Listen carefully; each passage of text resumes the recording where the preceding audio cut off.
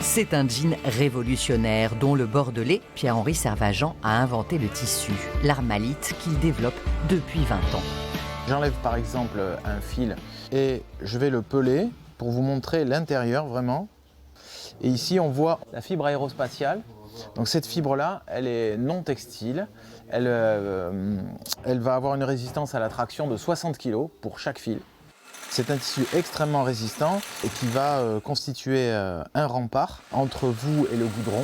De quoi protéger sur plusieurs dizaines de mètres les motards en cas de chute, mais aussi d'avoir un pantalon à la durée de vie quasi illimitée. Une perspective qui a amené Pierre-Henri à créer Bolitster, sa propre marque, plus écologique. On pollue généralement de l'eau parce qu'on fait des teintures et on rejette ça dans l'eau, dans les rivières. Et on pollue les océans généralement parce qu'il y a des microplastiques dans les textiles.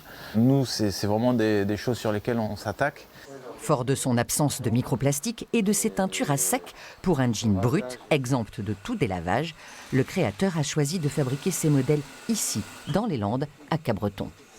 Comme on offre une garantie de 10 ans, on répare les produits et on apprend évidemment, parce qu'on répare les faiblesses de nos produits, dans la même usine qui fabrique les produits. Et donc on progresse très très vite et c'est ça, je pense, le gros avantage du Made in France. Des avantages dont Caroline Ricard est également convaincue.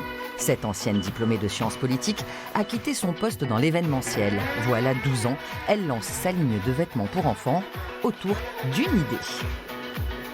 Le produit hyper pratique, très facile à mettre à bébé quand il est tout petit. Et du coup, bébé grandit en autonomie avec un pantalon qu'il peut mettre tout seul dès le plus jeune âge parce qu'il n'y a pas de devant, pas de derrière, pas d'endroit, pas d'envers.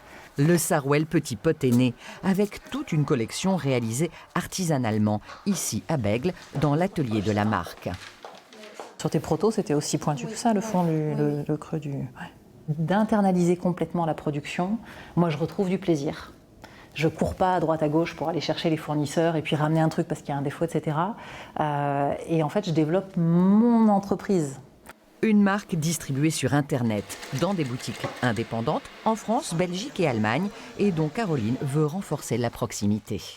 Suite au Covid, dans cet esprit du consommer local, moi j'ai encore des voisins à Bègles qui ne savent pas ce que je fais et qui ne savent pas qu'à Bègles, on peut habiller son bébé en made in ici. C'est pas juste le coin à côté. Bègles.